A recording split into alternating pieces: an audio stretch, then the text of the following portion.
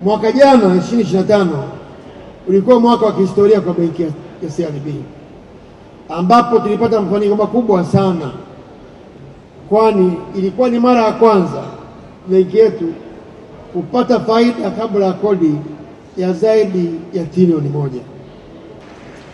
Mafanikio haya ya kiutendaji pamoja na juhudi za timu yetu zinazoendelea kutufanya kutambuliwa ndani na nje ya nchi, ambapo benki yetu ya CRDB imetunukiwa matuzo mengi sana.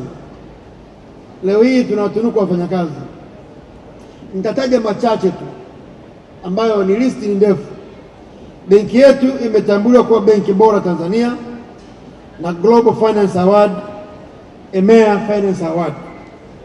Benki yetu vile vile imekuwa bora kwa huduma kwa wateja wadogo na wakati kutoka International Finance Award na Global Banking Award. Benki yetu imekuwa ni best digital bank kwa maana ya kuwa na mobile banking app nzuri kutoka Global Business Outlook Award na World Economic Magazine. Lakini zinaendana sambamba na ubora wa wafanyakazi wetu ambao miongoni mwao leo hii wametunukiwa kwa kazi nzuri wanazofanya. Changamoto ya kwanza kabisa ambayo tulipata ni ule uamuzi wa kwenda Burundi.